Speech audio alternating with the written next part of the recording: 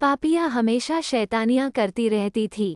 खेल कूद की शौकीन पापिया कभी इधर भागती कभी उधर भागती, बस उसे कोई पढ़ने को ना कहे। अगर किसी ने पढ़ने को कह दिया तो मानो उसकी जान ही मांग ली हो। उसे पढ़ना बिल्कुल भी अच्छा नहीं लगता था। पापिया चाहती थी कि वो हमेशा खेलती कूदती रहे और उसकी माँ उसे रोज शाम को पढ़ने के लिए बिठा देती थी। एक दिन पापिया अपना सबसे पसंदीदा खेल खेल रही थी।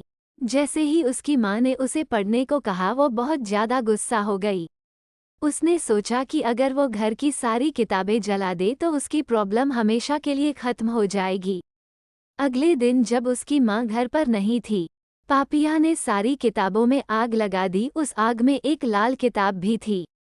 जैसे ही वो किताब जली, बिजली जोर जोर से गड़गड़ाने लगी, तेज हवाएं चलने लगी और अचानक से एक लपट बाहर निकली जो धीरे धीरे एक औरत का रूप लेने लगी। पापिया उसे देखकर बहुत ज्यादा डर गई।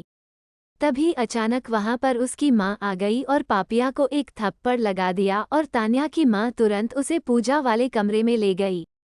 माँ ने पापिया को बताया कि जब वो लोग इस घर में आए थे, तब कुछ लोग कहते थे कि इस घर में एक चुड़ैल का साया है, तो उन लोगों ने एक बड़े पुजारी को बुलाकर इस घर की पूजा कराई और उस पुजारी ने अपनी शक्ति से उस चुड़ैल के साये को बाहर कर दिया और बोला कि कभी भी इस काम। पापिया ये बात सुनकर डर गई और बोली, माँ अब क्या करें?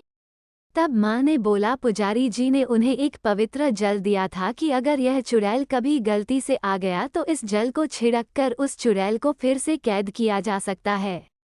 पर अब मुश्किल ये थी कि यह जल छिड़का कैसे जाए, क्योंकि वो चुड़ैल काफी गुस्से में थी, क्योंकि उसे इतने लंबे समय तक के लिए इस किताब में बंद कर दिया था।